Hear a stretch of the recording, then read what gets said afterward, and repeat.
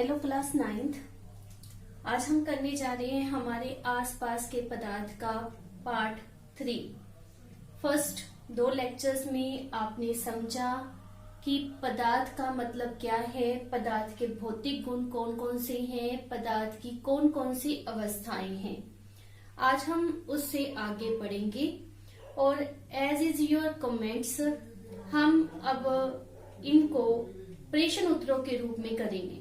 जो हमारा लेसन है उसमें से मैंने बहुत अच्छे अच्छे प्रश्न बनाए हैं जो एग्जाम में आपकी बहुत हेल्प करेंगे, तो उस तरीके से आपको लेसन समझने में इजी भी रहेगा। तो आज हम प्रश्न उत्तरों के रूप में हमारे रिमेनिंग लेसन को कर रहे हैं पार्ट 3 में। फर्स्ट बिल्कुल आसान सा क्वेश्चन है, नोट करते जाइए साथ साथ में ये क्वेश्चन। एलपीजी तथा सीएनजी का पूरा नाम क्या है? आपके पास यह क्वेश्चन इस फॉर्म में भी आ सकता है कि जो हमारे घरों में सिलेंडर के अंदर गैस यूज होती है उसका नाम क्या है। तो एलपीजी वो गैस है, ये वाली नहीं। एलपीजी वो गैस होती है जो घर में सिलेंडर के अंदर भरी जाती है। वेल नोन है आपको, हमारे घर में जो सिलेंडर्स होते हैं उसके अंदर जो गैस होती है उसका नाम क्या होता है? एलपीजी। इसका पूरा नाम क्या होता है? द्रवित पेट्रोलियम गैस। क्लियर? और दूसरी जो हमारे पास सीएनजी है, सीएनजी का उपयोग वाहनों को चलाने में किया जाता है। दिल्ली जैसे बड़े शहरों में बसेस भी सीएनजी से चलती हैं या फिर ऑटो में नॉर्मली सीएनजी गैस का उपयोग किया जाता है। तो सीएनजी का पूरा नाम क्या है? संपीड़ित। संपीड़ित का मतलब आपने पहले भी किया था, दबाया हुआ।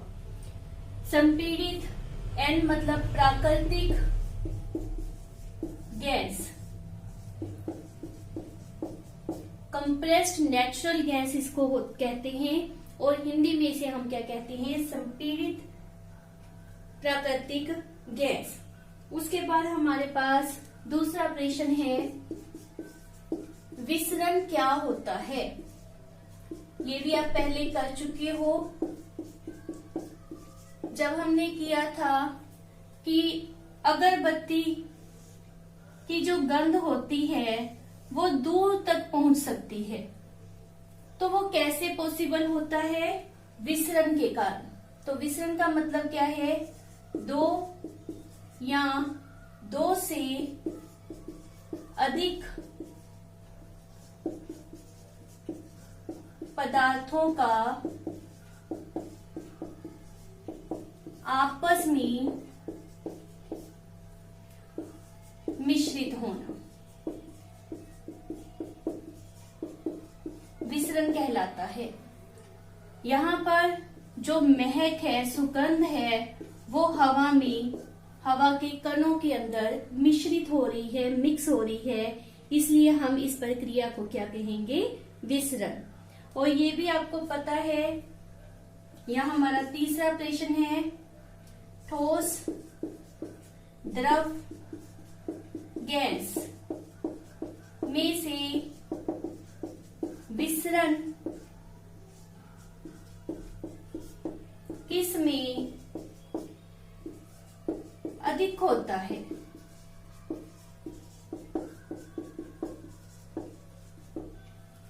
तो ये आपको पता ही है, हमने इन अवस्थाओं की संरचना की थी, उसको हम यहाँ पर भी बना रहे हैं।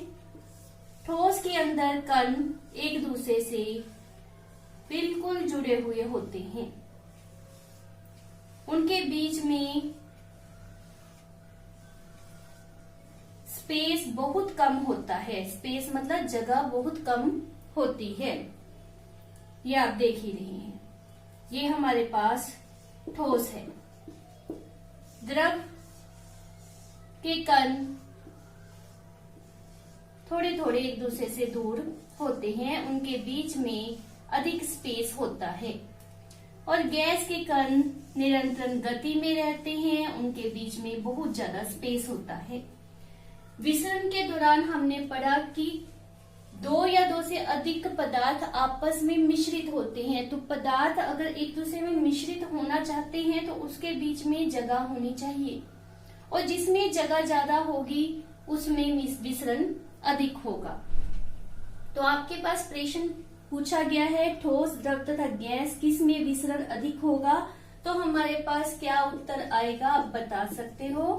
हाँ जी, क्या उत्तर आएगा कि गैसों में विसरण सबसे अधिक, द्रव में उससे कम, और ठोस में बहुत कम या ना के बराबर ही विसरण होता है। तो ये आपने याद रखना है। अगर पूछा जाए क्यों, तो भी आप आंसर दे सकते हो। क्यों होता है? क्योंकि गैस के कणों के बीच में दूरी सबसे अधिक होती है और ठोस के अंदर दूरी सबसे कम होती है। नेक्स्ट हमारा प्रश्न है घनत्व। ये आपका एनसीईआरटी का ही क्वेश्चन है। घनत्व क्या होता है, उसका सूत्र क्या है?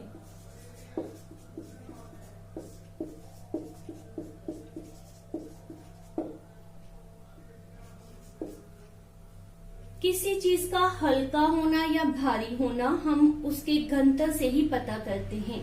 अगर हम कह रहे हैं कि ये चीज हल्की है मीन्स उसका घनत्व कम है, अगर कहते हैं ये भारी है तो मीन्स उसका घनत्व अधिक है। तो घनत्व का सूत्र आपने याद करना है, वो क्या होता है? उसको हम कहते हैं द्रव्यमान। द्रव्यमान मतलब आप सिंपल लैंग्वेज में याद करना चाहें तो आप उस वस्तु का भार कह सकते हो। वैसे भार और द्रव्यमान थोड़ा सा इन दोनों में फर्क होता है, जो आप आगे जाकर पढ़ोगे भी। तो यहाँ पर हम द्रव्यमान लिख रहे हैं। अपॉन में आयतन। आयतन हमने क्या पढ़ा था? उसका वॉल्यूम मीन्स वो कितने लीटर है, कितनी जगह को वह रोक रहा है। तो वो हमारे पास उसका क्या आ जाता है? घनत्व। तो घनत्व के लिए भी अगर आपसे पूछा जाए कि घनत्व ठोस, द्रव और गैस में से किसका सबसे अधिक होगा, तो ये भी याद रखना है कि ठोस का घनत्व अधिक होता है, द्रव का उससे कम और गैस का सबसे कम घनत्व होता है।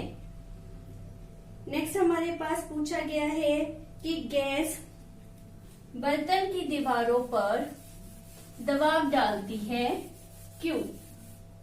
प्रश्न नंबर 5, गैस बर्तन की दीवारों पर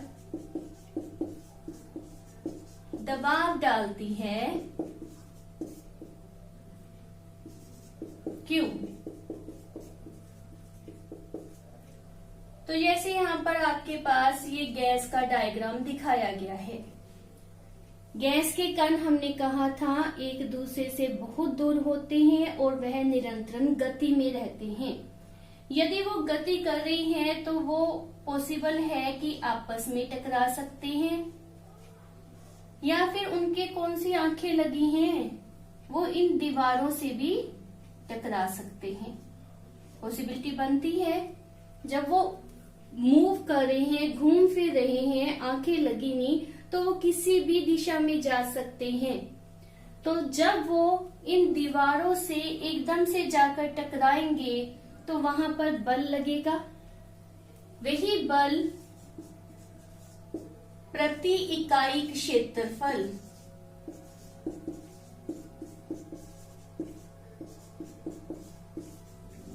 क्या कहलाता है? दाब। बल प्रति इकाई क्षेत्रफल क्या कहलाता है? दाब। इसी कारण वह बर्तन की दीवारों पर दबाव डालते हैं। इसको अच्छी तरह से आपने लिख लेना है। मैंने इसका मेन पॉइंट ही लिखा है कि गैस के जो कण होते हैं वो निरंतर, लिखना है ये, निरंतर गतिशील होते हैं। गतिशील होने के कारण वो आपस में तथा बर्तन की दीवारों से टकराते हैं, जिसके कारण वहां पर बल लगेगा उस बल को प्रति इकाई क्षेत्रफल मीन्स यहाँ पर कण आकर बल लगा रहा है तो यहाँ का प्रति इकाई क्षेत्रफल या वो 1 सेंटीमीटर स्क्वायर हो सकता है या 1 मीटर स्क्वायर हो सकता है, कोई भी ले ले। प्रति इकाई क्षेत्रफल क्या कहलाता है हमारे पास दाब। इसी कारण गैस के कण बर्तन की दीवारों पर दबाव पैदा करते हैं, दबाव लगाते हैं। नोट हो गया। अब हमारे पास नेक्स्ट क्वेश्चन पूछा गया है, हमारी 4th क्वेश्चन के ऊपर बेस्ड है कि ठोस का घनत्व अधिक होता है।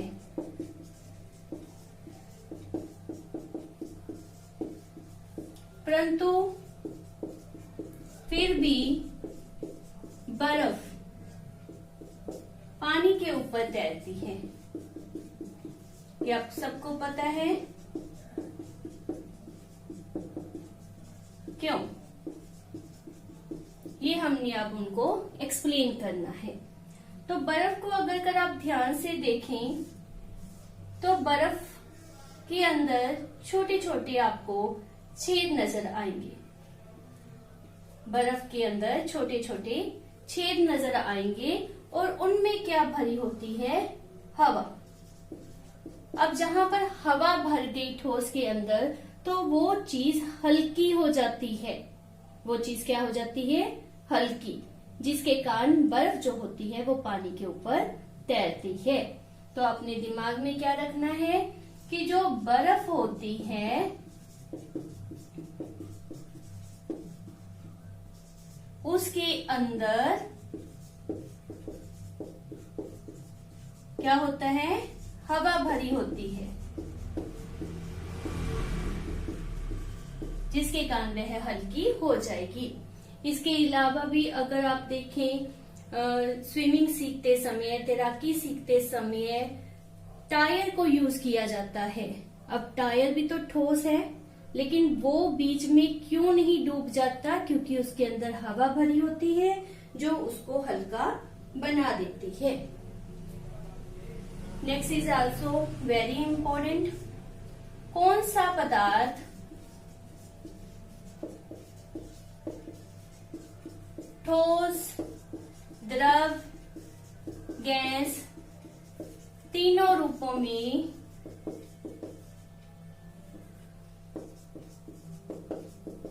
पाया जाता है? वैसे तो बहुत से पदार्थ हैं, हम यहाँ पर सिर्फ एक उदाहरण लेकर चल रहे हैं। वो उदाहरण हमारे पास क्या है? जल। हम जो एग्जाम्पल लेकर चल रही हैं वो हमारे पास क्या है? जल। जल तीनों रूपों में पाया जाता है। ठोस के रूप में मतलब बर्फ, द्रव के रूप में वह खुद जल, और जब उसको गर्म किया जाता है तो क्या बन जाते हैं? जल वाष्प। और ये कौन सी अवस्था आ गई? गैसीय। तो जल तीनों रूपों में पाया जाता है, ठोस, द्रव तथा gas. Next very very important term के ऊपर अब हम पहुंच रहे हैं, जहां पर भी हमने उसी चीज को लिया है कि जब हम गर्म करते हैं, तापमान में बदलाव करते हैं तो अवस्था बदलती है। ठोस से द्रव, द्रव से गैस बन जाता है। तो इसके ऊपर ही हमारा बेस्ड अगला क्वेश्चन है, जिसमें उन्होंने पूछा है गलनांक क्या होता है? Very very important. हमारे पास गलनांक भी कहा जाता है या गलनांक बिंदु कहा जाता है। तो गलनांक का मतलब क्या होता है? आपकी एनसीईआरटी बुक में डायग्राम के द्वारा भी उन्होंने दिखाया हुआ है। मान लेते हैं यहाँ पर आइस क्यूब्स हैं, बर्फ के टुकड़े लिए हैं, इसके ऊपर इसको ट्राइपॉड स्टैंड के ऊपर रखा है हमने, नीचे से बर्नर के द्वारा इसको हीट अप कर रहे हैं। क्या होगा जब नीचे से आग मिल रही है, हीट मिल रही है, तो क्या होगा? यह पिघलेगी, ठोस अवस्था से द्रव अवस्था में बदल जाएगी, तो उसे हम क्या कहते हैं, उसका गलना। और जिस तापमान के ऊपर यह प्रक्रिया होती है उसको उसका कहते हैं गलनांक या गलनांक बिंदु। तो गलनांक क्या होता है, वह तापमान जिस पर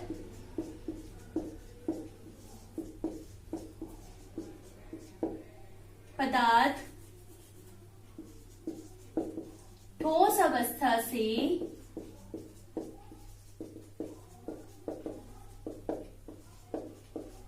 द्रव अवस्था में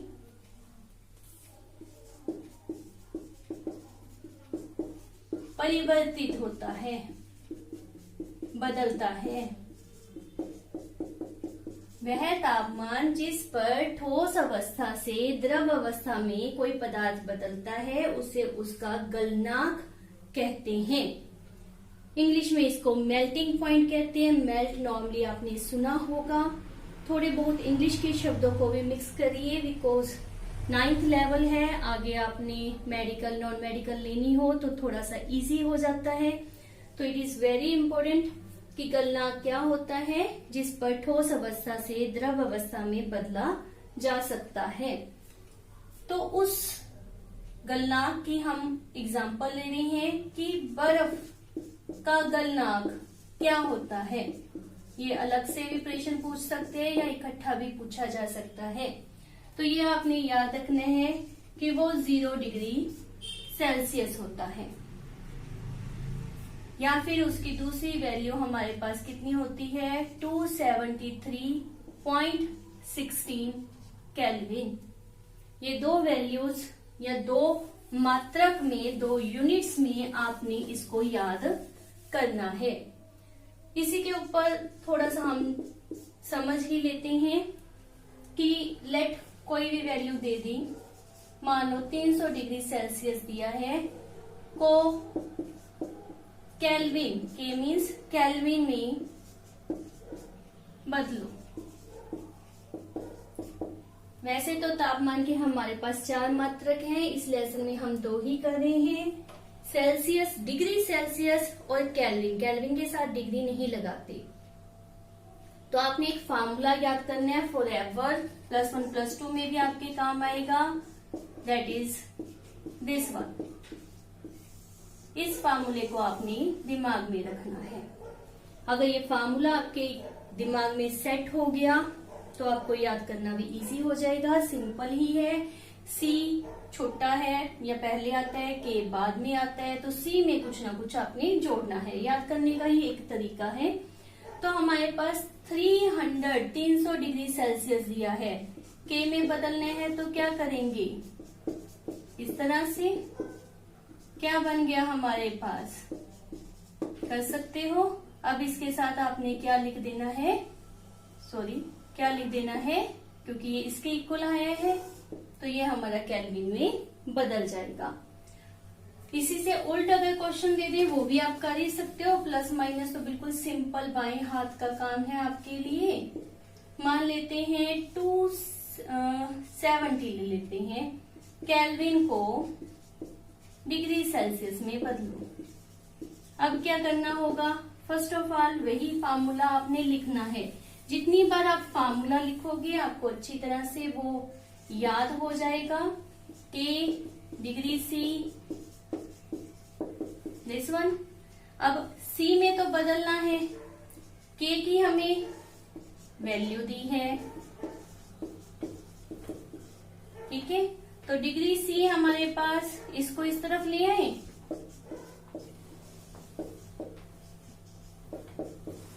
तो क्या रह गया, सिर्फ इतना रह जाएगा ना।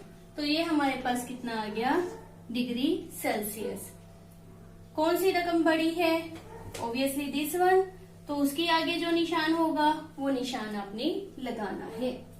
तो ये है हमारे पास केल्विन और डिग्री सेल्सियस को एक दूसरे में बदलने का तरीका। नेक्स्ट हमारा क्वेश्चन है, संकलन की प्रसुप्त ऊर्जा या ऊष्मा से क्या भाव है, वह क्या होती है। जैसा कि आपको डायग्राम में दिखाया गया है, हमने अभी गलनांक किया था। बर्फ चेंज इनटू वाटर, बर्फ जो होती है वो पानी में बदलती है। जिस तापमान पर वह बदलती है उसे उसका क्या कहा था हमने, गलनांक। तो यहाँ पर एक बात आपने जरूर नोट करनी है, फिर यह समझ आएगा आपको कि हमने ये जो चीज लगाई है इसको क्या कहते हैं, डॉक्टरी थर्मामीटर। घर में जो थर्मामीटर होता है बेटा जी वो नहीं यूज करना, इसके लिए डॉक्टरी थर्मामीटर नहीं यूज करना, इसके लिए आपने लेबोरेटरी थर्मामीटर आते हैं उसको यूज करना है। अगर आपने डॉक्टरी थर्मामीटर यूज किया वो टूट जाएगा। सो हमारे पास लेबोरेटरी थर्मामीटर आते हैं जिसके द्वारा आप इस एक्सपेरिमेंट को कर सकते हैं। तो हमने बर्फ के टुकड़ों के अंदर थर्मामीटर लगाया और हम क्या देखते हैं कि उसकी रीडिंग 0 डिग्री सेल्सियस ही रहती है तब तक जब तक ये सारी की सारी बर्फ जो है वो पानी में ना बदल जाए, द्रव अवस्था में ना बदल जाए। लेकिन हम तो नीचे से इसको गर्म कर रहे थे, तो वो उष्मा, वो ऊर्जा कहाँ गई? तो उस चीज को हमने समझना है कि एक्चुअल में जो बर्फ होती है उसका तापमान बहुत कम होता है, अप्रोक्सीमेटली -4 डिग्री सेल्सियस या -3 डिग्री सेल्सियस। जैसे ही आपने इसको उष्मा दी, इसका तापमान बढ़ना शुरू हो जाएगा। बढ़ना शुरू हो जाएगा मतलब -3, -2, आपको पता है ना, माइनस वाले में जो छोटा होता है वो बड़ा होता है। तो धीरे धीरे करके वो कहाँ पर पहुंच जाएगा, 0 डिग्री सेल्सियस पर। जब ये 0 डिग्री सेल्सियस पर पहुंच जाता है, जो कि ठोस का या बर्फ का गलनांक होता है, उस तापमान के ऊपर, अब ये याद रखना है, उस तापमान के ऊपर पहुंचने पर इसके तापमान में अधिक बढ़ोतरी नहीं होती, ये फिक्स हो जाएगा जब तक ये सारा का सारा आपका पानी ना बन जाए। तो उष्मा उस समय कहाँ पर चली जाती है, बर्फ के कण हमने समझे थे कि एक दूसरे से जुड़े होते हैं, जबकि पानी में इन दोनों के बीच में इस तरह से हमने किया था गैप होता है, वो इतने ज्यादा एक दूसरे से जुड़े हुए नहीं होते। तो इनके बीच का जो आकर्षण बल है उसको तो तोड़ना पड़ेगा, फिर यह द्रव में बदलेंगे। इस आकर्षण बल को तोड़ने के लिए इस उष्मा का उपयोग कर लिया जाता है। दिमाग में रखें कि ठोस के कणों के बीच के आकर्षण बल को कवर अप करने के लिए आपने इस उष्मा का उपयोग कर लिया, ताकि सारा का सारा जो ठोस है वो द्रव अवस्था में बदल जाए। जब तक ये प्रक्रिया होती है तब तक तापमान 0 से ज्यादा नहीं बढ़ेगा। ये आपने अपने दिमाग में सेट कर लेना है। जो उष्मा इस समय यूज होती है उसे हम क्या कहते हैं, संगलन की प्रसुप्त उष्मा या ऊर्जा। तो अब हम इसकी परिभाषा आई थिंक समझ आ गई, हम इसको लिख सकते हैं। तो हमारे पास क्या लिखा जाता है, वायुमंडलीय दाब पर, वायुमंडलीय दाब मीन्स जो हमारे वायुमंडल में गैसें हैं उसका जो दाब होता है, ये भी आप हायर क्लासेस में या आगे जाकर पढ़ोगे कि इसको हम 1 atm मीन्स एटमॉस्फेयर, एक एटमॉस्फेयर मानते हैं। वायुमंडलीय दाब पर 1 किलोग्राम ठोस, अब ये मात्रा भी फिक्स होनी चाहिए, क्योंकि अगर मात्रा बढ़ेगी तो उष्मा ज्यादा चाहिए होगी, उसकी वैल्यू अलग आएगी। वायुमंडलीय दाब पर 1 किलोग्राम ठोस को उसके गलनांक बिंदु या सिर्फ गलनांक लिख सकते हैं, उसके गलनांक पर द्रव अवस्था में बदलने या परिवर्तित करने के लिए उपयोग की गई उष्मा को, आगे लिख सकते हो आप, संगलन की प्रसुप्त उष्मा कहते हैं। क्लियर? नेक्स्ट, 0 डिग्री सेल्सियस पर बर्फ या ठंडे पानी में से अधिक ठंडा चिल्ड कौन होगा और क्यों? बहुत ही इंटरेस्टिंग मजेदार क्वेश्चन है हमारे पास। हाथ में बर्फ को पकड़कर रखना जो 0 डिग्री सेल्सियस पर है, या ठंडे पानी को, किस में आपको ज्यादा ठंडक महसूस होगी? तो आई थिंक आंसर भी पता होगा। बर्फ अधिक ठंडी होती है, पर क्यों? है तो दोनों का तापमान सेम ही, और तापमान से ही हम ठंडी और गर्म का अनुभव करते हैं। तो फिर बर्फ अधिक ठंडी क्यों होती है? उसका उत्तर आएगा ये हमारा संगलन की प्रसुप्त ऊर्जा। अभी आपने किया कि जब ठोस को द्रव में बदलते हैं